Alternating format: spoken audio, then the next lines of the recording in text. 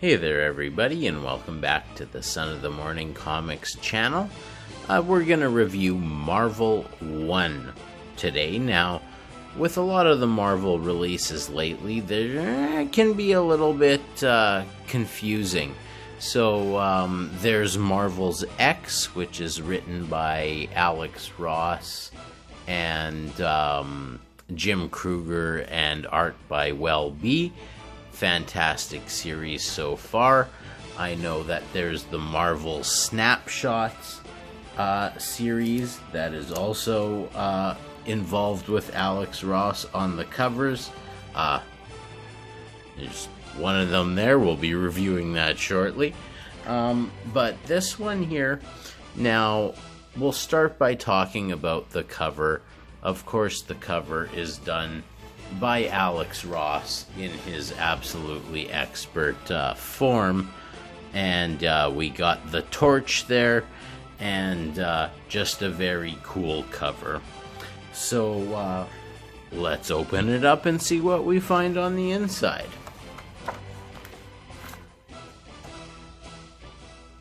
So we know that there's multiple stories in this comic, which does kind of make it a little bit hard to follow for me.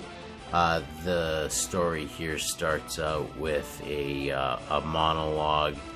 It's kind of hard to follow.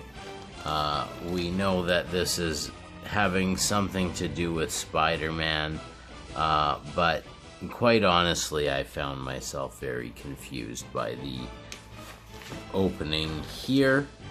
And then when we do get into the Spider-Man situation here, I mean, take a look at some of this art here. I mean, I don't have much positive to say about this art.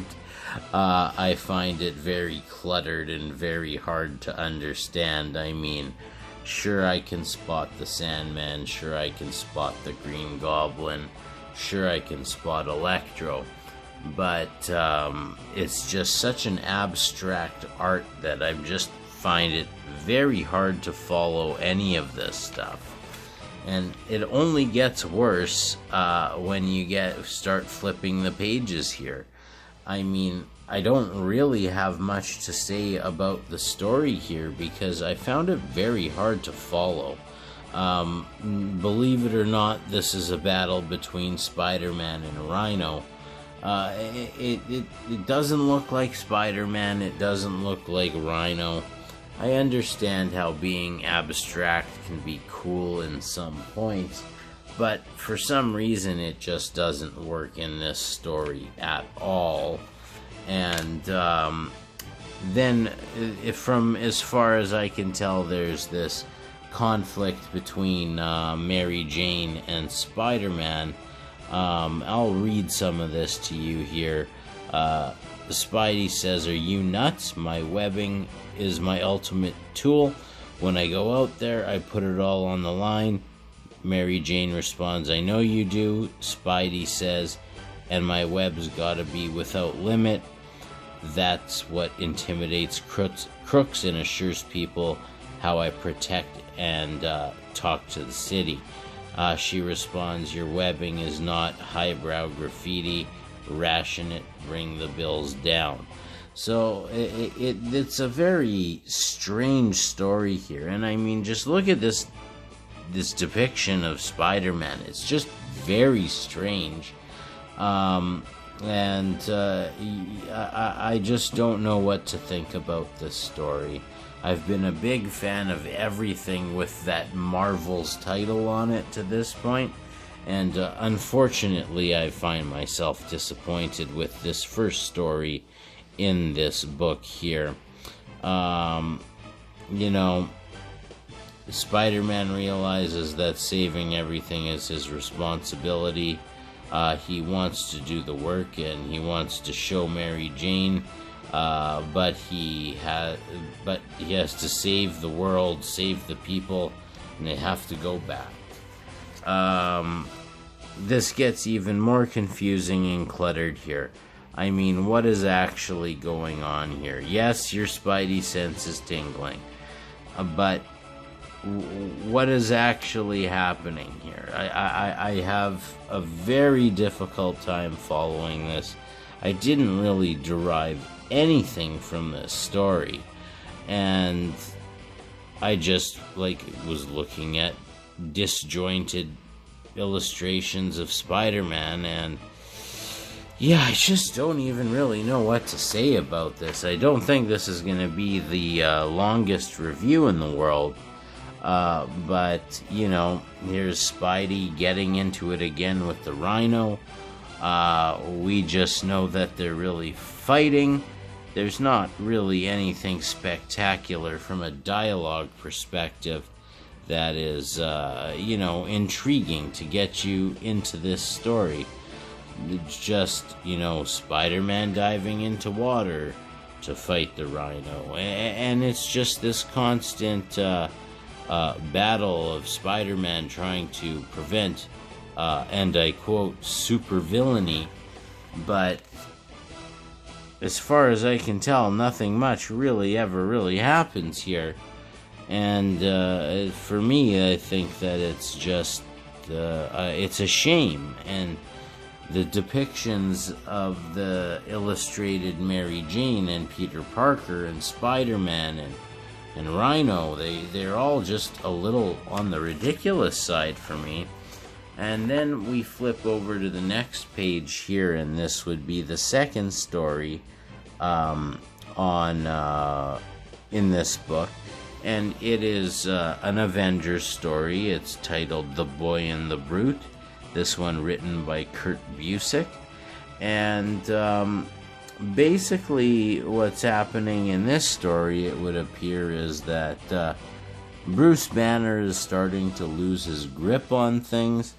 The art in this section is a little bit better, but I do find it to be a little bit dated. And I also find the art to be very cluttered on this story as well. Look how many illustrations you have of even the same characters. Look at all of these dialogue boxes. Makes it all very hard to follow. And that's not to say that these characters are drawn badly in this story, because they're really not, but it's basically several pages of the Hulk freaking out and the rest of the Avengers basically trying to talk him off the ledge. I don't know that there's any great character development or any actual great story happening in this issue, which to me was just such a huge surprise for when you have these Marvel titled series, especially like I said with the success of Alex Ross and Kurt Busiek's Marvels, and they even did an epilogue with the Dark Phoenix saga several months back. That was fantastic. The the Marvel's X stories have been really interesting. And of course, the Earth X story from years ago was absolutely fantastic. So, I have very high expectations for these things, especially because I've noted in past videos that I think that the Marvels type stories are really a great accessibility tool to get non-comic book readers into comics, because they're the perfect stories. They have all of the best cast of characters. There's nothing you need to know going into them. I think a lot of them aren't part of canon anyway, not that I care about canon at this point, but that allows a starting point for new people to enter this sphere. And this book isn't quite doing that for me. It's not something that I would recommend to one of those people, because I don't even know if they're going to be able to follow this. I can barely follow this.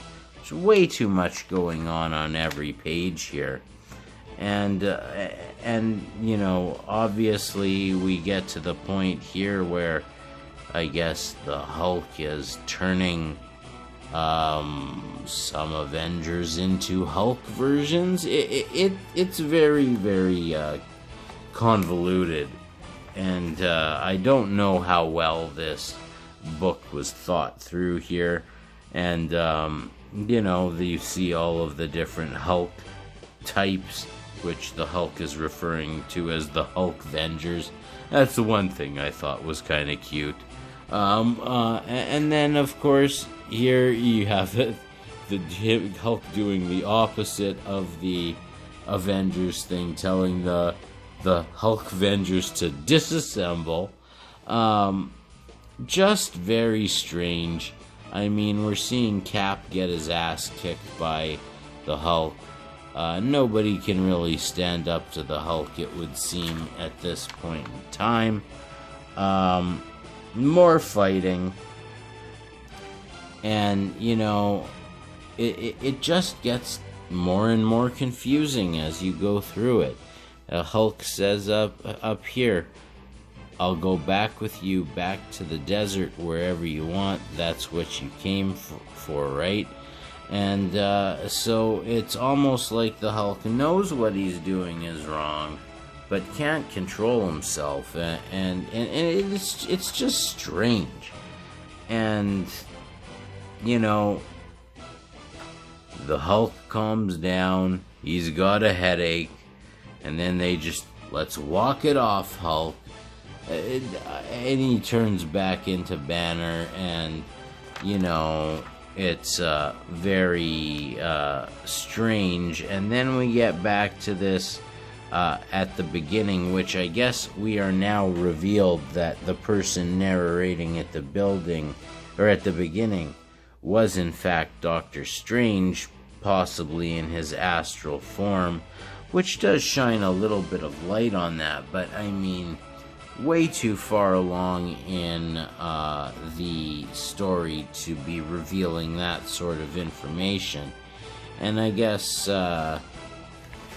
that the end of that's the end of the story here. This is, I guess, the potential cover for the next Marvel comic. Here it shows, like I said, there's the 3 different series. We have the Marvel's X, which I'm enjoying. This particular issue didn't do it for me. Now, that doesn't mean that the future issues aren't going to be good. It's just that the art style and the clutter in this book just really didn't do it for me.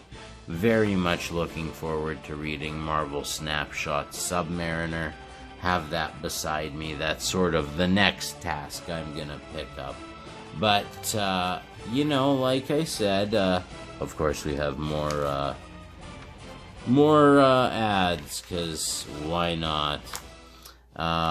More ads again, and that's the end of the book there. So I mean,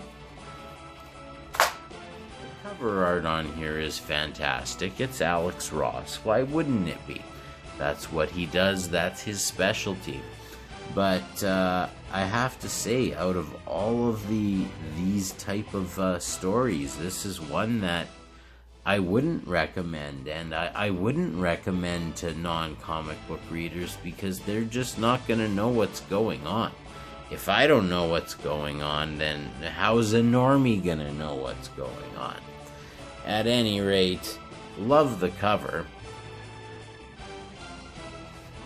So Alex Ross has definitely still got it in that department, so that's happy to see.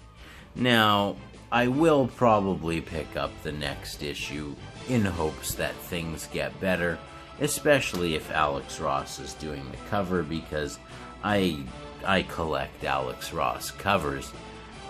So, if you like the video, if you're curious to see what happens in the next issue of this series, hit that like button, subscribe to the channel, visit me over on the Twitters. The handle is sonofthemorning7. Subscribe, like, hit the notification bell, all that fantastic, wonderful stuff. trying to grow this channel, trying to bring you some of this great content that you may not see anywhere else. So from the Son of the Morning Comics channel, we will see you next time.